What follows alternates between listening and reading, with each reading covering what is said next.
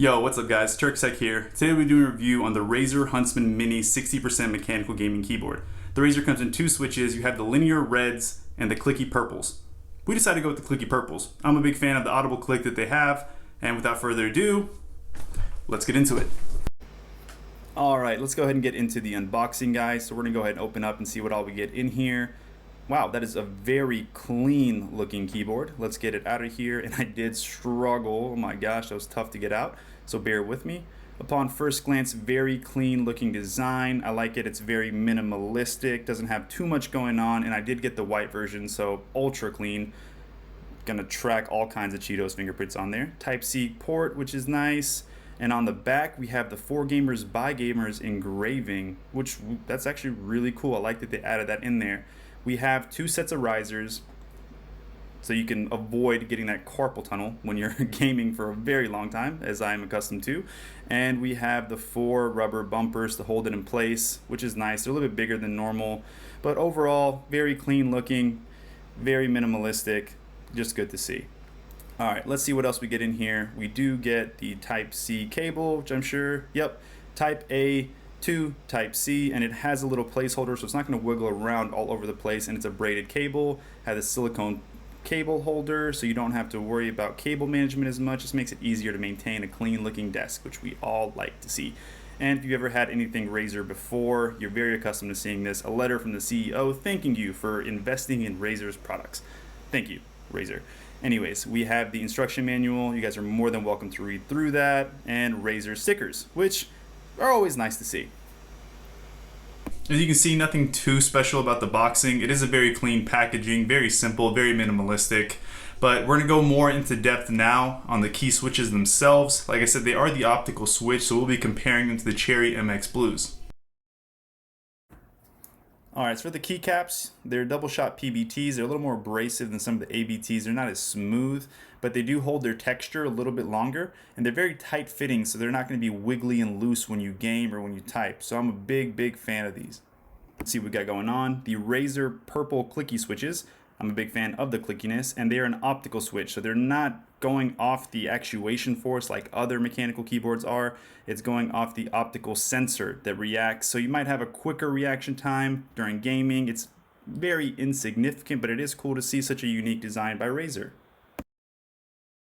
As we'll be comparing them to the Cherry MX Blues. Now this is the OG mechanical switch, and as you can see, it's very different. It doesn't have a little bar on the side, completely different design. This is kind of what a standard mechanical switch looks like, and it is fully based off actuation force.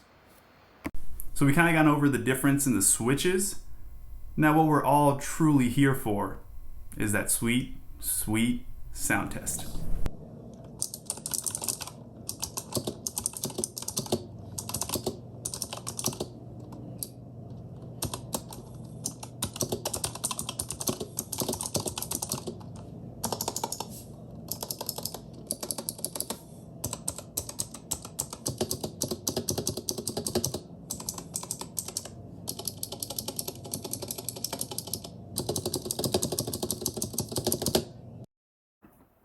And not all clicky switches are created equal. So we will be comparing the Cherry MX Blues, the OGs, versus the Kale Blues versus the Razer Clicky Purples.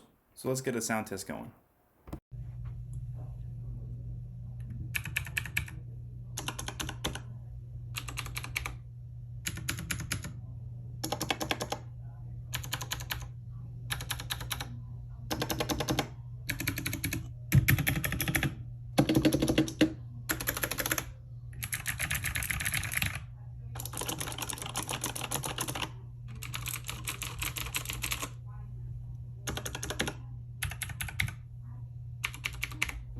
So I wanted to compare the clicky purple switches to the two most popular blue switches, the Cherry MXs and the Kales.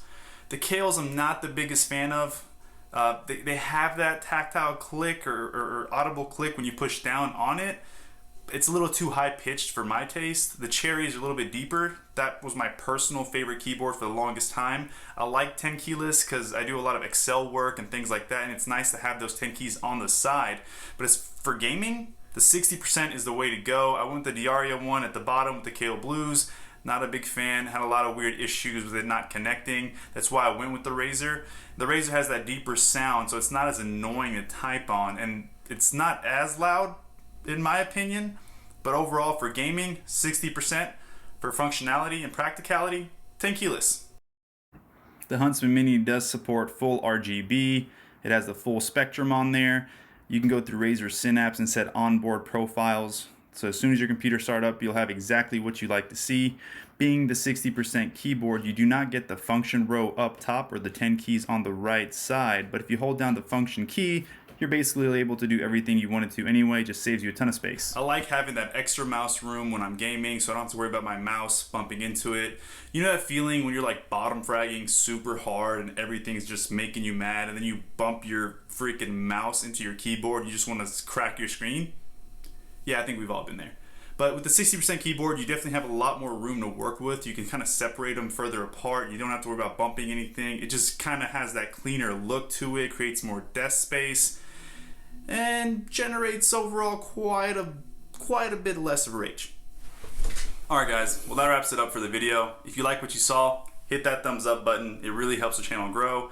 If you want to see more content like this, make sure to hit that subscribe button. I'll be posting about once a week, so if you guys have any suggestions, anything you'd like to see different, ideas for future content, let me know in the comments below, and we'll go from there. But other than that, Turk, out.